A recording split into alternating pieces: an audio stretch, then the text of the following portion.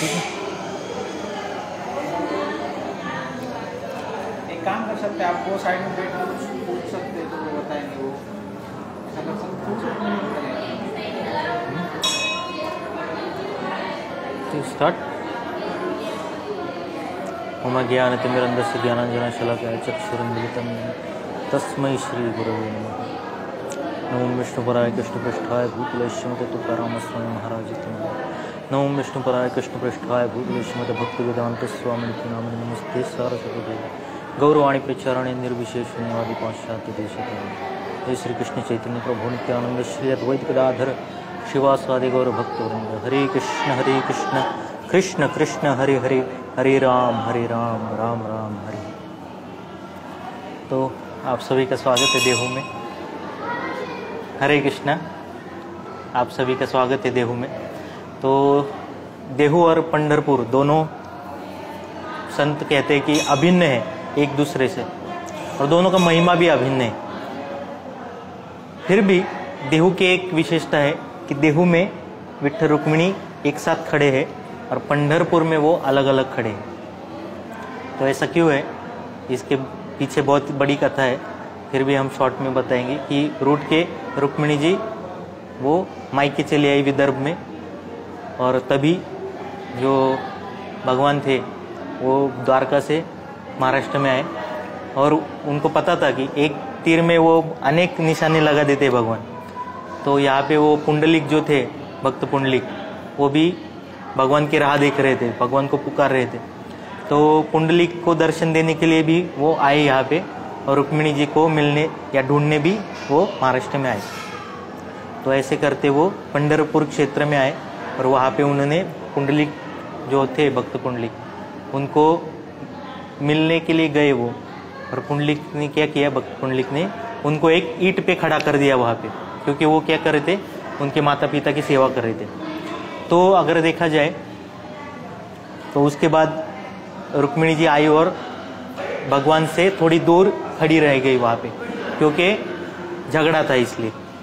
अभी तो झगड़ा है इसलिए वो पास में खड़ी नहीं हुई। तो ये जो झगड़ा है पंढरपुर में जो हुआ वो मिट गया देहू गाँव में। तो ये विशेष महात्म्य है देहू का, क्योंकि देहू में वो पहले डिटीज है जो साथ में विठ्ठल रुक्मिणी है। उसके पहले सभी, एक तो विठ्ठल जी की अकेली पूजा चलती थी, लेकिन जब विश्वम्भर महाराज थे, विश्वम्भर महाराज मतलब तुकाराम महाराज से 8 पीढ़ी पूर्वज, तो तुकाराम महाराज से 8 पीढ़ी पूर्वज विश्वम्भर बुआ थे। विश्वम्भर महाराज जब 12 साल के थे तो उनकी माताजी ने उनको ये आज्ञा दी कि आपने क्या करना चाहिए, ये जो हमारी वारी की परंपरा है पद यात्रा की देहू से पंढरपुर, ये खंडित नहीं होनी चाहिए। इसलिए उनको आज्ञा दी 12 साल की उम्र में कि आप क्या करो, महीने की वारी शुरू करो। तो महीने की पद यात्रा है, यहाँ से 250 किलोमीटर से ज़्यादा है पंढरपुर। तो उन्होंने शुरू की ये पद यात्रा। तो आप सोच सकते हैं कि एक पद यात्रा करने में, अभी यहाँ से देवशयनी एकादशी के दिन, उससे पहले आषाढ़ी के लिए निकलेंगे वारकरी लोग, तो एक यात्रा जाने के लिए ऑलमोस्ट महीने से थोड़े 2-4 दिन कम लगते। मतलब आप समझो कि दशमी को वहाँ पहुँचना है, तो यहाँ पे उससे 12-13 दिन, अभी 14 दिन तो लगते हैं यहाँ से वहाँ जाने। तो 14 दूने 28 दिन या 25-26 दिन किस में चले गए, पद यात्रा में। आप सोचिए, वहाँ पे 2 दिन रहते भक्तगण, दशमी को पहुँचते हैं वहाँ, एकादशी के दिन पूरा दिन वो क्या करते हैं, वहाँ पे कीर्तन करते हैं, और द्वादशी को पारना छोड़ के वहाँ से निकलते हैं। तो ऐसे 12 साल की उम्र में किसने शुरू किया, विश्वम्भर महाराज ने। तो विश्वम्भर महाराज ने 12 साल की इतनी छोटी उम्र में शुरू किया, और उनकी उम्र के 89वें साल तक किया। 89 मतलब 89th ईयर ऑफ एज। तो 89वें साल तक वो पद यात्रा देहू से पंढरपुर 12 साल से शुरू किया, 89th एज तक करते रहे। तो उस वक्त जब वो बहुत बूढ़े हो चुके थे, उनको वो कुछ काठी का सहारा लेके चलते थे, तो एक पद यात्रा कंप्लीट करने में उनको 3 से 4 महीना लग जाता था, क्योंकि चलने ही नहीं आ रहा ना अभी शरीर साथ नहीं दे रहा। तो हुआ क्या कि अभी कल निकलना है समझो, और उनका निर्धार तो पक्का है कि जाना है पद यात्रा के लिए। तो विट्ठल जी सपने में आ गए और उन्होंने कहा कि विश्वम्बर क्या कर रहे हो तुम, है ना, कि तुम्हें चलना भी नहीं आ रहा है और तुम निर्धार लिए बैठे हो कि कल पंढरपुर के लिए निकलना है। तो अभी नहीं आए तो भी चलेगा क्योंकि अभी बहुत उम्र हो गई तुम्हारी। तो बोले कि नहीं, ऐसे ये जो व्रत है या क्या कहते हैं, वचन जो दिया है मैंने माता जी को अपने, तो ये तो तोड़ नहीं सकता मैं, ये परंपरा तो खंडित नहीं होनी चाहिए। तो उनका ये निर्धार देख के विट्ठल जी बोले कि अभी क्या करो, आपको पंढरपुर आने की जरूरत नहीं है, मैं देहू आता हूँ। इसलिए विश्वम्बर महाराज के लिए विट्ठल जी पंढरपुर से देहू आए, विश्वम्बर महाराज के। तो आप देहू में आए ना, तो आप देहू में सिर्फ तुकाराम महाराज से मिलने नहीं आए, आप देहू में विश्वम्बर महाराज से मिलेंगे, तुकाराम महाराज से मिलेंगे। तुकाराम महाराज के जो पुत्र है नारायण महाराज, जिन्होंने ये पद यात्रा शुरू की देहू से पंढरपुर। अभी ये जो आप देख रहे हैं बहुत बड़ा समुदाय जाता है पंढरपुर, तो ये नारायण महाराज के कारण जाता है, क्योंकि नारायण महाराज ने तब पद यात्रा शुरू की थी। तुकाराम महाराज की पादुका लेके वो आलंदी जाते थे, आलंदी में ज्ञानेश्वर महाराज की पादुका लेके वो पंढरपुर जाते थे। तो ऐसे ही ये यात्रा शुरू, फिर बाद में वो दोनों पद यात्राएं अलग हो गई। तो नारायण महाराज, निळोबा महाराज, निळोबा राय मतलब तुकाराम महाराज के शिष्य, संत बहिणाबाई तुकाराम महाराज की शिष्या, वो तुकाराम महाराज को गुरु मानती थी बहिणाबाई। तुकाराम महाराज के 14 टाळकरी थे, करताल बजाते थे। जब तुकाराम महाराज कीर्तन करते थे तो उनके साथ 14 लोग सब कुछ छोड़ के वो उन संसार सब छोड़ दिया था उन्होंने खुद का, और तुकाराम महाराज के पीछे पीछे जाते थे। तुकाराम महाराज जिधर जाते थे वहाँ पे कौन जाते थे, ये 14 जन जाते थे। तो उनमें से एक है संताजी महाराज जगनाड़े, तो इनकी यहाँ पे समाधि है, सुदुम्रे करके यहाँ पे गांव है। तो वो तुकाराम महाराज के लेखक थे। तुकाराम महाराज जो अभंग बोलते थे वो लिखा करते थे, ऐसे संताजी महाराज जगनाड़े और बहुत सारे संत है इस भूमि में। तो ये बहुत ही पावन भूमि है। और तुकाराम महाराज उनके अभंग में कहते हैं क्या, संतांच्या गावी प्रेमाचा सुकाळ। प्रेम का जो क्या बोलते, सुकाळ मतलब बहुत ही भर भर के प्रेम कहाँ पे है ना, तो संतों के गांव में है, और ये संतों का गांव है। तो यहाँ पे भर भर के प्रेम है। तो तुकाराम महाराज देहू का महिमा गाते हैं कि धन्य देहू गाव पुण्य भूमि ठाव, तेथे नांदे देव पांडुरंगे। कि यहाँ पे जो विठ्ठल रुक्मिणी है वो आनंद में है, पंढरपुर में झगड़ा है लेकिन यहाँ पे वो आनंद में है ना।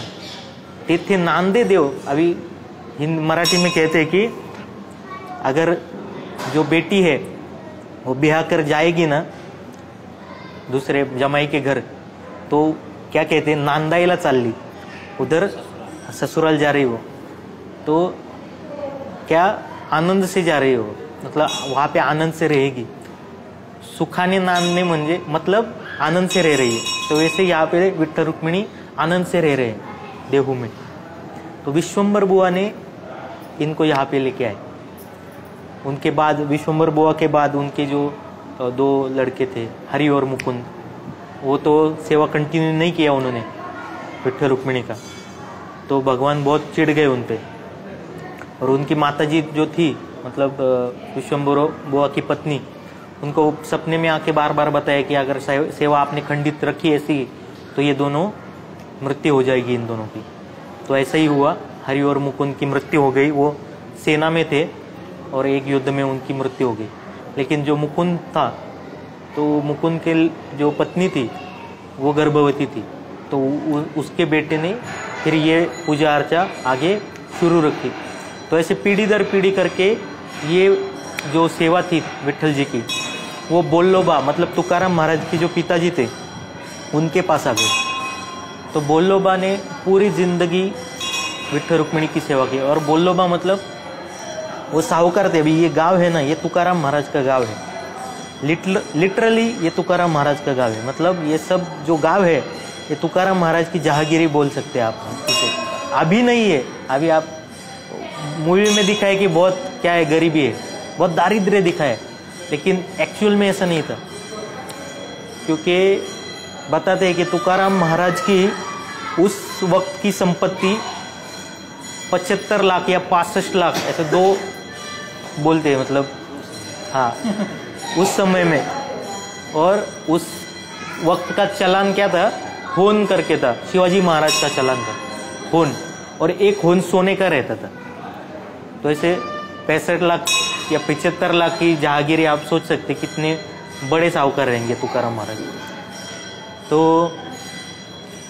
12 साल के जब थे तुकाराम महाराज, तो उनके जो पिताजी थे बोल्लोबा आंबिले, वो बोले कि सबको 3 लड़के थे और तुकाराम महाराज के 2 भाई थे। बड़े भाई थे सावजी, छोटे भाई थे कान्होबा। तो कान्होबा भी संत ही थे, तो सावजी भी संत थे। तो अभी बोल्लोबा जो थे तुकाराम महाराज के पिताजी, वो इन तीनों को बोले कि अभी मैं क्या करना चाहता हूँ, वानप्रस्थ लेना चाहता हूँ, अभी मुझे भजन करना है, तो क्या करो आप मुझे मुक्त करो, ये सब हाँ झमेले से मुझे निपटा दो, मुझे मुक्त करो, ताकि मैं क्या कर सकूँ, भजन कर सकूँ। तो जो सावजी थे बड़े, तो सावजी क्या बोले, मुझे तो संन्यास लेना है और भक्ति करनी है मुझे, तो मैं तो ये जिम्मेदारी लूँगा नहीं, तो आप मुझे क्षमा कर दो। आप जब तक हो तब तक मैं आपकी सेवा करूँगा, और आपके जाने के बाद मैं क्या कर लूँगा, संन्यास ले लूँगा। तो बोल्लोबा जो थे बोले कि हम जाने तक क्यों रुकना है ना, ऐसे भी सबका पालन पोषण तो भगवान कर रहे हैं, है ना, तो तुम रुक जाओगे तो हमारा पालन पोषण होगा, और जाओगे तो नहीं होगा, ऐसे तो होगा नहीं। तो तुम बहुत महत् कार्य के लिए जा रहे हो, है ना, भक्ति करने जा रहे हो, संन्यास लेने जा रहे हो, तो तुम अभी चले जाओ, ऐसे बोले बोल्लोबा। तो सावजी चले गए, और अभी बचा कौन, तुकाराम महाराज और कान्होबा। तो तुकाराम महाराज को फिर ये जिम्मेदारी जो थी वो बोल्लोबा जो थे पिताजी ने दे दी। तो अभी तुकाराम महाराज जन्म से ही भक्त है। तुकाराम महाराज कहते हैं उनके यहाँ पे आने का उद्देश्य भौतिक जगत में क्या, आम्ही वैकुंठीचे वासी, हम क्या के वासी है, वैकुंठ के, आलो याची कारणाची, हम यहाँ पे क्यों आए हैं, बोलले जे ऋषि, जो व्यास जी बोल के गए, सास भावे वर्ता है, वो एज इट इज जैसा है वैसा बताने के लिए, कथन करने के लिए मैं यहाँ पे आया हूँ, ऐसे वो बोलते। झाड़ू संतान से मार्ग, और संतों का जो मार्ग है, जो क्या हो गया है, आडराने भरले जगह, जो क्या हो गया, बहुत सारा उसमें तृण हो गया है अनावश्यक, वो निकालने के लिए आया हूँ मैं, वो झाड़ने के लिए आया हूँ। संतों का मार्ग है ना, वो खुला करने के लिए आए हो, वो ढक गया है अभी, है ना, जो क्या बोलते हैं कि गलत जो धारणाएं हैं जो भक्ति के बीच में आ गई है, गलत जो तत्वज्ञान भक्ति में घुस गया है, उसको निकाल के वो साफ करने आए हो और शुद्ध भक्ति का मार्ग में देने आए हो, ऐसे तुकाराम महाराज कहते हैं। तो तुकाराम महाराज ने वो फिर जिम्मेदारी ली खुद पे। उसके 2-3 साल बाद उनका ब्याह हो गया, शादी हो गई उनकी। तो अभी साहूकार थे, 2 शादियाँ हुई उनकी। तो पहली पत्नी थी उनकी रुक्मिणी, तो और दूसरी थी आवली, मतलब जीजाबाई, जिसको अभी आवली भी कहते। तो जब तुकाराम महाराज बहुत मतलब बहुत ही जवान थे, 20-22 साल के, तब बहुत बड़ा अकाल पड़ा यहाँ पे, सूखा पड़ा देहू में। तो ये स्वाभाविक है कि अगर इतना बड़ा सूखा पड़ेगा तो जो सामान्य जन है गांव के, वो किसी धनाढ़ व्यक्ति के पास ही जाएंगे, साहूकार के पास जाएंगे। तो सारा गांव किसके पास आ गया, तुकाराम महाराज की शरण में आ गया। अभी तुकाराम महाराज की सिर्फ धन नहीं था, धान्य भी था उनके, बहुत बड़े बड़े कोठार थे उनके पास धान्य के, बहुत जमीन जायदाद थी।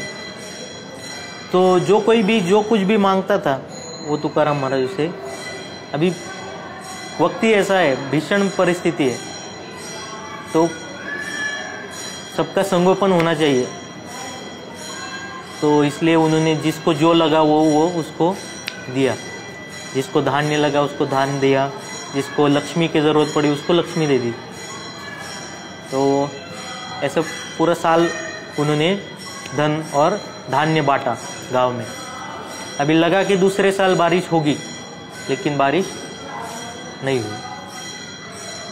तो फिर से लोग तुकाराम महाराज के पास आए कि अगर आप हमें नहीं दोगे, है ना, आप अभी हमें आश्रय नहीं दोगे तो ये जो हमने लिया है वो देने के लिए भी हम जिंदा रहेंगे कि नहीं पता नहीं।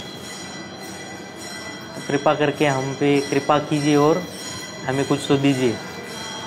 तो तुकाराम महाराज बहुत ही करुण हृदय के थे। उन्होंने सब जो था अपनी जायदाद या जमीन या फिर अपना जो धन था वो सबके लिए खुला कर दिया। सबको चाहिए उतना बांटा, बहुत बांटा। दूसरे साल बहुत बांटा, मतलब इतना बांटा कि खत्म हो गया। खुद के लिए नहीं रखा, इतना बांट दिया। तो तीसरे साल भी बारिश नहीं हुई। तो सोचो, तीसरे साल भी बारिश न होने के कारण तुकाराम महाराज पे ये परिस्थिति आ गई कि उन्हें दर दर भटकना पड़ा अन्न के लिए। उन्हें खुद को दूर दूर जाकर अन्न की व्यवस्था करनी पड़ी अपने परिवार के लिए। तो गृहस्थ का करते हुए दान धर्म करना, नहीं इतना भी दान धर्म नहीं करना चाहिए कि क्या हो जाए, खुद के लिए ना बचे, है ना। लेकिन तुकाराम महाराज का हृदय इतना करुण था, वो क्या बोलते हैं, बुढ़ती है जन न देखवे डोला। ये जो लोग हैं वो क्या हो रहे हैं, उनकी दुर्गति हो रही है और ये मैं देख नहीं पा रहा हूँ। ये भक्तिमय आध्यात्मिक दृष्टि से बोल रहे हैं। बुढ़ती है जन न देखवे डोला म्हणोनी कळवळा येत असे। इसकी वजह से क्या हो रहा है, बहुत ही पीड़ा हो रही है मुझे, ऐसे तुकाराम महाराज के। तो ऐसे बहुत प्रसंग है उनके कि वो जो कोई भी दिखता था उसको सहाय करने निकल पड़ते थे, है ना। अगर किसी के सिर पे कुछ बोरी है तो वो जाते और उससे बोरी लेके वो खुद उसके पीछे पीछे चलने लगते और कहते कि मैं आपको सहायता कर, आप क्यों तकलीफ ले रहे हो। ऐसे जो कोई भी मिलता उसको वो सहाय करते तुकाराम महाराज। और अब अगर आप देखें तो तुकाराम महाराज बहुत ही क्या बोलते उसे, निरागस थे, बहुत ही क्या बोलते उसे, मासूम थे, बहुत ही मासूम थे। कोई भी फंसा सकता था उनको। तो बहुत लोगों ने फंसाया भी उनको। सरल, बहुत ही सरल थे, बहुत ही सरल। तो अभी ये 3 साल ऐसे गुजर गए, बहुत ही कठिन काल हो गया। तो ये 3 सालों में बहुत मतलब तुकाराम महाराज राव के रंग हो गए, है ना।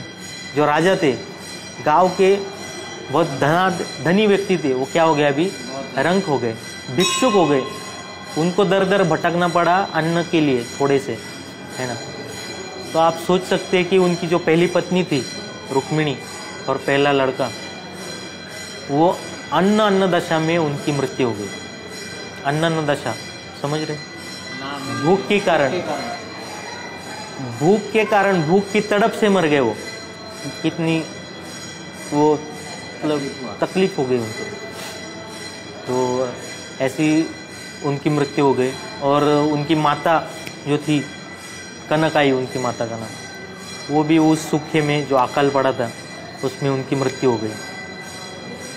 तो उसके बाद के अभंग है तुकाराम महाराज की, जो तुकाराम महाराज का वैराग्य दिखाते वो अभंग।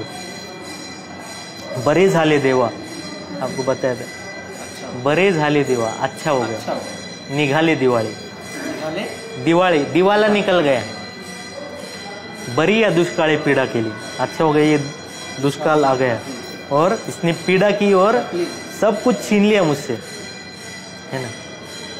तो ये बहुत ही उच्च स्तर का भाव है ना, हम समझ नहीं सकते। और उसमें वो क्या कहते हैं, और एक अभंग है कि बाईल मेली मुक्त झाली, मेरी जो पत्नी है वो मर गई, शरीर त्याग कर दिया उसने, वो मुक्त हो गई। जो मेरी मुझसे तकलीफ थी उससे वो मुक्त हो गई, क्योंकि मैं ध्यान नहीं देता था उसकी तरफ, भजन में रत रहता था, है ना। माता मेली, वो क्या कहते हैं, माता भी मेरी मर गई, देवे चिंता सोडवली, वो क्या कहते, सब जो चिंता थी मुझको कि माता की सेवन ठीक से होनी चाहिए, तो वो जो चिंता थी वो भी मेरी चली गई इस सुखी की वजह से। तो विठो तुझे माझे राज्य, अभी क्या है विठ्ठल, अभी राज किसका है, तुम्हारा और मेरा है, ना ही कोणाचे काज, अभी बीच में कोई नहीं। हाँ, भजन के लिए एकदम अनुकूल अभी काल है। तो ये काल जो था बहुत ही इंट्रोस्पेक्शन का गया तुकाराम महाराज की, तो लीला का भाग है, हम तो जानते वो नित्य पार्षद है भगवान के, लेकिन एक लीला का भाग कि तुकाराम महाराज ने 3 साल के बाद जब अभी बारिश हो गई शुरू हो गई, तो ये 3 साल में क्या भगवान सिखाना चाहते हैं मुझे, ये सोचने के लिए वो यहाँ पे भामचंद्र नाम की पहाड़ी है उस पे चले गए। यहाँ पे 3 पहाड़ियाँ है जो तुकाराम महाराज की भजन स्थली है। एक तो घोरावड़ी करके यहाँ पे पहाड़ी है, इस साइड में भंडारा नाम की एक पहाड़ी, उसी पहाड़ी पे जीजाबाई जो अवली थी उसके पैर का जो काटा था वो विट्ठल जी ने निकाला था। हाँ, और यहाँ पे इस साइड में भामचंद्र करके पहाड़ी है जहाँ पे जिसको साक्षात्कार भूमि भी कहते हैं। तो तुकाराम महाराज वहाँ पे गए थे, मतलब पहला दर्शन जो था विट्ठल जी का वो भामचंद्र पहाड़ी पे हुआ। तो भामचंद्र पहाड़ी पे वो 15 दिन के लिए गए और 15 दिन उनने बिना कुछ खाए पिए वो भगवान को पुकारते रहे वहाँ पे। और वहाँ पे वो बहुत ही जंगली, आज भी बहुत ही दुर्गम वो परिसर है, वहाँ पे बहुत सारी झाड़ियाँ है। अभी तो इंडस्ट्री के कारण बहुत सारी झाड़ियाँ काट दी गई, बहुत जंगल था पहले वहाँ पे, बहुत सारे बाघ थे, सांप थे, बहुत सारे हिंसर श्वापद थे वहाँ पे। तो तुकाराम महाराज अभंग में भी कहते हैं कि बहुत सारे बाघ, सर्प, बिच्छू क्या करके मुझे यहाँ पे वो त्रस्त कर किए उन्हें, विश्वास की, हाँ नहीं वो ट्रबल दिए उनको, कष्ट दिए। तो वहाँ पे 15 दिन थे और 15 दिन के बाद वो कहते कि 15 दिवसा माझी झाला साक्षात्कार, 15 दिन के बाद मुझे साक्षात्कार हुआ। क्या? विठो सापडला निराकार, विट्ठल जी का क्या निराकार ब्रह्म रूप में दर्शन हुआ मुझे। तो अभी वो तो वैष्णव है, ब्रह्म रूप पे तो वो मानेंगे नहीं, है ना, ब्रह्मेति परमात्मेति भगवानेति शब्द थी, तो ब्रह्म साक्षात्कार पे तो वो माने नहीं। वो बोले कि मुझे आपका ये रूप नहीं देखना है, मुझे आपका मूल रूप देखना है। तो भगवान बोले ठीक है मैं मूल रूप में आता हूँ। तो बाद में तभी तो महाराज की आंखें बंद थी, तो विट्ठल जी बोले कि मैं अपने मूल रूप में आया हूँ। तो तुकाराम महाराज बोले कि कौन से रूप में आया हूँ? वो बोले शेष रूप में, अनंत शेष रूप में आया हूँ। तो बोले कि इधर पहले ही बहुत सारे सांप बिच्छू मुझे तंग कर चुके हैं, तो ये आपका जो रूप है मुझे नहीं देखना है ना, तो मुझे आपका मूल रूप देखना है। क्या कैसा रूप? करकटावरी तुलसीचा माला, आपके करकटी पे है तुलसी के मालाएं आपने पहनी, ऐसे रूप डोळा दावी हरी, ऐसा रूप मुझे दिखाओ। ठेविले चरण दोन्ही विटेवरी, दोनों चरण आपके किस पे है? ईट पे है। ऐसे रूप देवा डोळा दावी हरी, ऐसा रूप मुझे आप मेरी आंखों से देखना है। तो ये तुकाराम महाराज की विनती सुन के विट्ठल जी अपने मूल रूप में आ गए हैं वहाँ पे, और पहला दर्शन भामचंद्र पहाड़ी पे दिया। और उनके आने का उद्देश्य इस जगत में जो प्रचार है हरिनाम संकीर्तन का, वो वहाँ पे तुकाराम महाराज को याद दिलाया कि यहाँ पे आने का उद्देश्य क्या है। तो भामचंद्र पहाड़ी से जब वो आए नीचे, तब वो उन्होंने क्या कर दिया? प्रचार कार्य शुरू कर दिया। तो ऐसा चरित्र में या उनके अभंग से भी पता चलता है कि भामचंद्र पहाड़ी से आने के बाद तुकाराम महाराज ने कभी बात नहीं की। मतलब क्या किया? कोई भी बात नहीं, केवल गायन किया, चले नहीं, वो नृत्य किया। जो वैकुंठ में जो स्थिति रहती है उसका प्रदर्शन यहाँ पे किया तुकाराम महाराज ने। तो अभी उनके भाई वहाँ पे ढूंढते ढूंढते आए तुकाराम महाराज को, और क्योंकि 15 दिन से भाई नहीं है घर में, कहाँ गया पता नहीं, है ना। तो कानोबा थे, वो ढूंढते ढूंढते आ गए भामचंद्र पहाड़ी के यहाँ, और उन्होंने देखा कि ऊपर से बहुत ही तेजो वलय है वहाँ पे ऊपर। तो और नीचे जो लोग आ रहे हैं वो भाव विभोर होके हरि नाम कर रहे हैं, है ना। तो उन्होंने पूछा नीचे आने वाले लोगों को कि कौन है ऊपर, तो वो लोग इतने भाव विभोर थे कि वो कुछ बोल नहीं रहे थे, वो खाली क्या रहे, कीर्तन कर रहे थे। तो एक जन को पकड़ के वो जब तक वो बाह्य चेतना में नहीं आता तब तक वो पकड़ के रखे और उससे पूछा कि कौन है ऊपर। तो बोले कि ऊपर एक ऐसे साधु है कि जो ऐसा कीर्तन कर रहे, दिव्य कीर्तन, कि हमसे हरि नाम अगर इच्छा नहीं है फिर भी आ रहा है बाहर। तो बहुत ही बड़े साधु है ऊपर। तो उनको पता चल गया कि ये तुकाराम महाराज ही रहेंगे। तो कानोबा ऊपर चले गए और ऊपर देखा उन्होंने। ऊपर जाते वक्त जब वो पहुंचे ऊपर तो उनको विट्ठल जी दिखे, लेकिन बैक साइड दिखी विट्ठल जी की, और उन्होंने दंडवत कर दिया। पीछे से दिखे विट्ठल जी उनको, और दंडवत करके उठे तो विट्ठल जी चले गए थे। तुकाराम महाराज अभी भी भाव स्थिति में ही थे। तो तुकाराम महाराज को वो लेके जा रहे थे कानोबा। तो तुकाराम महाराज हरिनाम ही कर रहे थे, तो उनको घसीटते हुए लेके आए वो नीचे, क्योंकि वो बाह्य चेतना में ही नहीं आ रहे थे। तो यहाँ पे आने के बाद महाराज क्या हो गया, उनका पूरा कार्य उन्होंने एकदम 360 डिग्री चेंज कर दिया। तो यहाँ पे आने के बाद उन्होंने पहला कार्य क्या किया कि वो अभी उससे पहले जब लोगों को देखते थे तो उनको याद आता था इसके पास इतने पैसे हैं, इसके पास इतने हैं, है ना। तो उसका ब्याज भी याद आता था। अभी साहूकार है ना, साहूकारी बिजनेस है, वैश्य वृत्ति है ना। तो घर घर इसकी चलानी है तो वो तो करना पड़ेगा ना। तो लेकिन उससे क्या हो रहा था, वो भजन हो नहीं पा रहा था उनका, क्योंकि हर एक को देखते तो उसका क्या है, बिजनेस माइंड आ जाता। हाँ, उससे क्या आना है अपने को वो याद आ जाता था।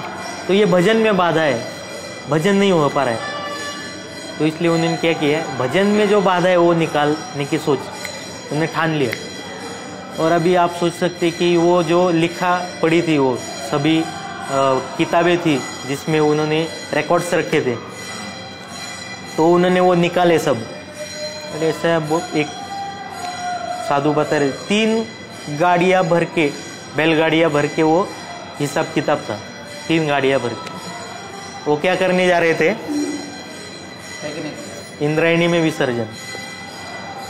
तो अभी वो निकल रहे, लेके जा रहे। तो उनके भाई ने पूछा कि किधर जा रहे हो, ये लेके किधर जा रहे हो। तो बोले कि तो विसर्जन करने जा रहा हूँ मैं। तो अरे बोले कि विसर्जन मतलब मेरा कुछ है कि नहीं, तुम्हारा तो बीवी नहीं है अभी, बच्चा भी वो नहीं है अभी, है ना। मेरा तो संसार है ना, मेरे तो बीवी बच्चे हैं। तो तुम क्या करो, तुम्हारे जो हिस्से का है वो विसर्जन करो, मेरे हिस्से का रख दो। ठीक है बोले। तो उनके हिस्से का जो है वो रख दिया वो तुकाराम महाराज ने, अपने हिस्से का जो है वो विसर्जित कर दिया। और बोले कि अभी कैसा हल्का हल्का लग रहा है ना, अभी भजन कर सक रहा हूँ मैं।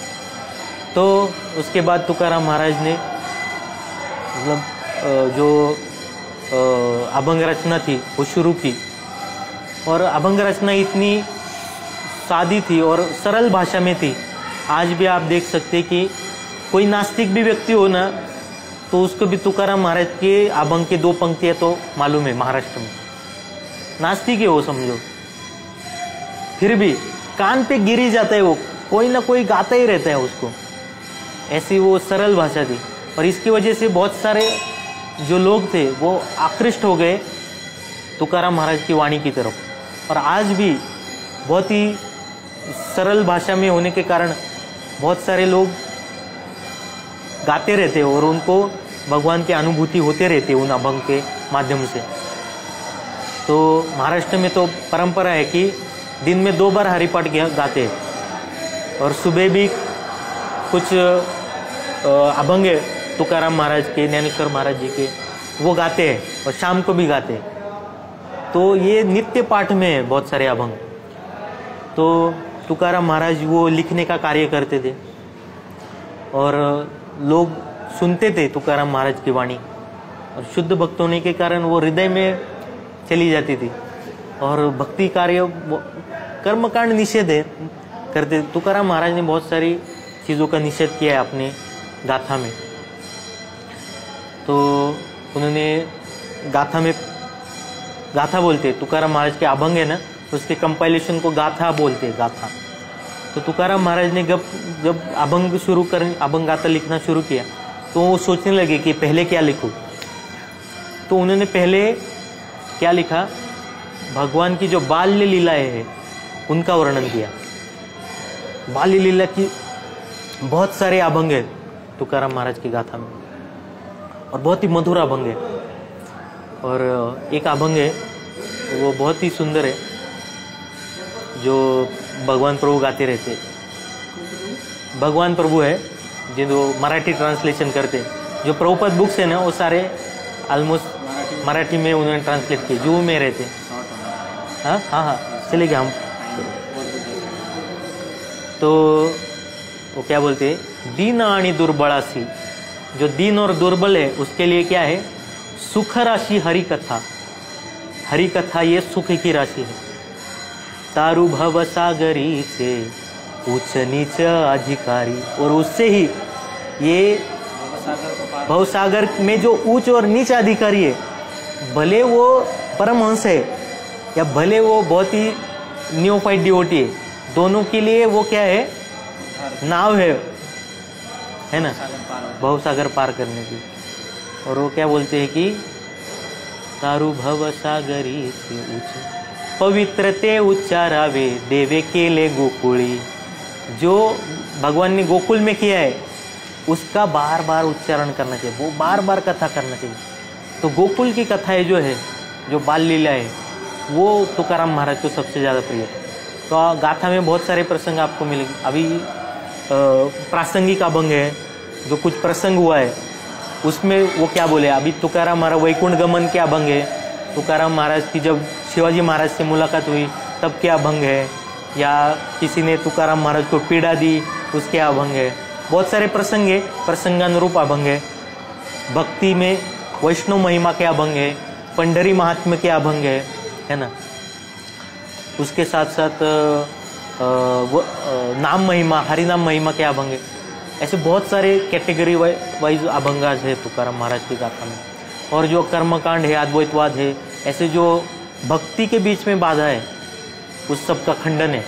जो शुद्ध भक्ति नहीं है उस सब का खंडन तुकाराम महाराज अपनी गाथा में करते हैं। तो अभी ये कथा बता के हम वैकुंठ गमन जाएंगे। ये कथा कौन सी है, अभी आपने दर्शन किया तो भगवान का मुख थोड़ा टेढ़ा है, थोड़ा सा टिल्ट है, और नीचे का ओठ जल गया है। तो ये कथा आपने सुनी होगी, फिर से बता देता हूँ कि तुकाराम महाराज एकादशी को कीर्तन करते थे, और एकादशी को पूरा गांव उमड़ पड़ता था यहाँ पे कीर्तन सुनने के लिए। तो दो चोर थे, उन्होंने ये तय किया था कि एकादशी के दिन हम चोरी करेंगे। और कहाँ पे चोरी करेंगे, तुकाराम महाराज के घर पे, क्योंकि वही धनी है।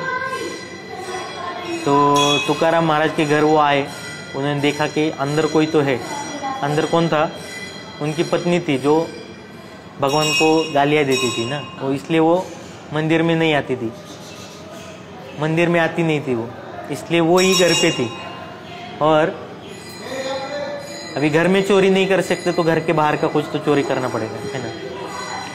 इसलिए उन्होंने क्या सोचा कि बाहर क्या है, बाहर उन्होंने देखा कि भैंस है, भैंस। अभी जो ये आवली थी तुकाराम महाराज की पत्नी, ये मायके से, अभी वो भी साहूकार की लड़की थी, वो साधारण नहीं थी, पुणे के साहूकार थे अप्पाजी गुड़वे, उनकी ये लड़की थी। तो अप्पाजी गुड़वे की लड़की थी, वो बहुत सारा वो मायके से आके वो बहुत सारा मतलब सोना वगैरह संपत्ति लेके आई थी। उसके साथ उसकी बचपन से वो जिससे प्रेम करती थी वो भैंस लेके आई थी वो। तो भैंस जो थी वो चोरों ने क्या सोचा, ये भैंस को हम चोरा लेंगे। तो भैंस लेके जाने लगे ये सब दो चोर। तो क्या हुआ, एक राक्षस आ गया, ब्रह्म राक्षस। और उनको मारने लगा वहाँ पे। हाँ, बहुत पीटा उन्होंने चोरों को। तो ये चोरों ने क्या सोचा कि ये तुकाराम महाराज ने हम पे छोड़ा है इसको, तो इसको अगर ये भैंस को अगर उसी जगह पे रखेंगे नहीं तब तक ये हमें मारता रहेगा, है ना। तो उन्होंने क्या किया, वो भैंस को बांध दिया फिर से, लेकिन फिर भी वो मार ही रहा था वो ब्रह्म राक्षस। तो इन्होंने सोचा कि अभी मार खाते रहेंगे तो मर जाएंगे, तो जिसने छोड़ा है वो उसकी शरण लेनी चाहिए, है ना। तो क्या किया उन्होंने, इधर आके तुकाराम महाराज के पैर पकड़ लिए। तो तुकाराम महाराज तब कीर्तन कर रहे थे, दंग थे, बहुत तल्लीन थे, आंखें मूंद कर कीर्तन कर रहे थे। तो उन्होंने सोचा कि ये है ना, ये क्या हो रहा है पैर में। नीचे देखा तो ये दोनों ने पकड़ के रखे पैर। तो उनसे पूछा कि हो क्या रहा है, ये क्या आप। वो बोल रहे कि हमें छुड़ाओ आप। यार मतलब किससे छुड़ाओ। तो तुकाराम महाराज को उन्होंने बताया कि ऐसे ऐसे आपने एक राक्षस छोड़ा है हम पे जो हमें मार देगा, क्योंकि हमने आपकी भैंस चोरी की है। बहुत सब बैकग्राउंड स्टोरी बता दी उन्होंने। तो तुकाराम महाराज ने बोले कि मैंने किसी चोर या राक्षस को आप पे नहीं छोड़ा। तो वो बोले कि नहीं, वो देखो महाद्वार में वो खड़ा है। तो तब वो ब्रह्म राक्षस था, महाद्वार में था। तो तुकाराम महाराज ने बोले कि मैंने तो इससे पहली बार देखा है इसको। तो तुकाराम महाराज सोचने लगे और उन्होंने विग्रहों की तरफ देखा। तो उनको पता चल गया कि ये विट्ठल जी वो राक्षस के रूप में गए बाहर। तो विट्ठल जी को उन्होंने बोला कि अब क्या भगवान, मैं यहाँ पे एकादशी है, मैं आपका भजन कर रहा हूँ, है ना। रात भर पूरा गांव यहाँ पे है, सब आपका कीर्तन कर रहे हैं और आप क्या कर रहे हैं, भैंस चरा रहे हैं हमें, है ना। अभी वो बोले कि आप द्वारकाधीश है, यहाँ पे रुक्मिणी जी के साथ खड़े हैं, है ना। तो आपको ये शोभा नहीं देता, द्वारकाधीश है आप, अभी आप गोकुल के ग्वाले नहीं है, तो द्वारकाधीश जैसे आप रहिए, है ना। हाँ, तो ऐसे करके उनको भेज दिया अंदर फिर से। तो जो राक्षस थे, मतलब विट्ठल जी थे, वो फिर से विग्रह में चले गए। तो ये जो दो चोर थे उनको तुकाराम महाराज बोले फिर से कि अगर आपको चाहिए तो ये भैंस लेके चली जाओ, क्योंकि इस भैंस से मेरी पत्नी की बहुत आसक्ति है। वो बोले कि एक बार चोरी करके हमने देख लिया क्या परिणाम होता है, अगर दूसरी बार करेंगे तो क्या होगा पता नहीं, है ना। तो इस घटना में क्या हुआ कि वो भैंस जो थी उसको विट्ठल जी का स्पर्श हो गया, है ना। विट्ठल जी का स्पर्श होने के कारण वो भैंस जो थी वो दूध देने लगी। अभी क्या होता था, अभी दूध देने लगी तो अभी विट्ठल जी के कारण दूध दे रही है ना, तो सारा जो दूध था वो विट्ठल जी को भोग के लिए जाता था। अभी मेरी भैंस है और मेरी भैंस, मुझे जो पसंद नहीं है व्यक्ति, उसके लिए अगर उसका दूध जाता होगा तो मुझे तकलीफ तो होगी ना। तो ये भावना थी आंवली की। तो वो सोचने लगी कि ये बंद कैसे हो। तो उसने क्या सोचा कि उसने, वो गंगा थी उनकी लड़की, गंगा को पूछा कि ये जो काला है वो दूध पीता है क्या। तो वो बोली कि पीते हैं विट्ठल जी, आधा पीते हैं, बाकी हमको देते हैं, फिर पिताजी थोड़े पीते हैं और बाकी बचा हुआ मैं पीती हूँ। तो वो बोली कि मुझे इस पे विश्वास नहीं है ना, तो मैं ट्राई करना चाहती हूँ, आज मैं दूध लेके जाऊँगी कल। तो उसने, अभी तुकाराम महाराज को भी लगा कि ये जरा सेवा भाव उमड़ का आ गया इसमें, है ना, सेवा की इच्छा हुई है तो हम इसको चांस दे देते थे। तो वो बोले कि ठीक है आप सेवा करो।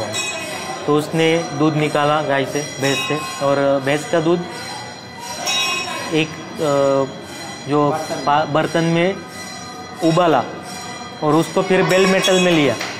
बेल मेटल में वो उसी टेम्परेचर पर रहता है, तो वो उबलता हुआ दूध लेके इस द्वार से वो आई, ये जो द्वार है। हाँ, अभी ये पहले ये द्वार है ना, ये घर को कनेक्ट है तुकाराम महाराज, इसके पीछे ही तुकाराम महाराज का घर है। एक्चुअली ये घर का ही भाग है तुकाराम महाराज का, देखा जाए तो, क्योंकि तुकाराम विश्वंभर बुआ का घर, विश्वंभर बुआ ने अपने घर में स्थापना की है ना। तो ये मंदिर अलग हुआ बाद में, पीछे घर है, तो घर से इस द्वार से वो भागी आई और विट्ठल जी वहां पे थर थर कांप रहे थे। क्योंकि उनको पता था ना क्या होने वाला है आगे, गर्म दूध पिलाने वाली। तो वो आई और उसने क्या किया, वो थर कांपी। वो रुक्मिणी जी ने पूछा कि क्या हो रहा है आपको, ऐसे क्यों कर रहे हैं आप?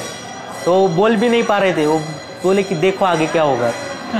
तो उसमें उतने में क्या हो गए, वो आ गई बर्तन लेके वो, और उसने क्या किया, वो विट्ठल जी के ओट पे रख दिया, निचले ओट पे, और पूरा का पूरा जो उबलता हुआ दूध था वो विट्ठल जी को पिला दिया। इसके कारण वो अभी अगर कोई अटैक कर रहा है, अटैक ही हो गया ना वो, तो ऐसे बचाव करते ना हम, तो ऐसे हो गए विट्ठल जी। इसलिए उनकी जो मुद्रा है थोड़ी सी टिल्ट हो गई। हाँ, तो अभी अगर आप सुबह आएंगे अभिषेक के वक्त, तो आपको क्लियरली दिखाई देगा कि थोड़ी सी तुकाराम महाराज का जो मुख है वो थोड़ा सा टिल्ट है। हाँ, और जो निचला ओठ है वो जल गया है। तो ऐसी अनेक लीला यहाँ पे घटित हुई है। और उन्हीं, आप सोचो, यही वो आंवली है जिसके पैर भगवान ने हाथ में लिया है अपने भंडारा पे कांटा निकालने के लिए, है ना। तो आंवली पे विशेष प्रेम है भगवान का, ऐसे नहीं कि वो रस अलग है। तो ऐसी बहुत सारी लीला है। तो अभी हम दर्शन लेंगे। और यहाँ पे तुकाराम महाराज का शिला मंदिर है, जो जिस शिला पे तुकाराम महाराज 13 दिन बैठे थे। तुकाराम महाराज की जो अभंग गाथा थी, वो यहाँ के जो ब्राह्मण थे उन्होंने उसका विसर्जन करने को बोला था। हाँ, पानी में डालने को बोला। तो 13 दिन के बाद विट्ठल जी ने वो गाथा उनको लेके वापस दी थी। तो वो स्थान वहाँ मतलब यहाँ से 2 किलोमीटर पे है। हाँ, तो वहाँ पे जो शिला थी जिस पे तुकाराम महाराज बैठे थे, तो वो काट कर यहाँ पे उन्होंने लेके आए थे, क्योंकि वहाँ पे उस टाइम वहाँ पे बहुत जंगल था। तो उस शिला को यहाँ पे बिठाया उन्होंने और इसका वो मंदिर बनाया, इसलिए इसे शिला मंदिर कहते हैं। तो उससे आगे अगर हम जाएंगे तो वहाँ पे नारायण महाराज की समाधि है। नारायण महाराज मतलब तुकाराम महाराज के पुत्र, जो तो जब तुकाराम महाराज वैकुंठ गए तब वो उनकी जो पत्नी थी आंवली, वो गर्भवती थी, और पेट में कौन थे, नारायण महाराज थे। तो वो नारायण महाराज उन्होंने पालकी जो पदयात्रा है देव से पंढरपुर वो शुरू की। तो अखंड ब्रह्मचारी थे वो, उनकी समाधि है वहाँ पे। और वो ये पीपल का पेड़ है जिसके नीचे विट्ठल जी है और अलक्ष्मी है। अलक्ष्मी लक्ष्मी की बहन जो मंथन में निकली थी ना, तो वो बोली कि मुझे आपके राज्य में कोई स्थान नहीं है, तो मुझे कोई स्थान दे दो। क्योंकि कोई स्थान नहीं देता ना, अलक्ष्मी को स्थान दे देगा तो वो दरिद्री हो जाएगा, है ना। अवदशा बोलते उसको इधर मराठी में। तो ठीक है, विट्ठल जी बोले कि मैं आपको वहाँ पे स्थान दूंगा।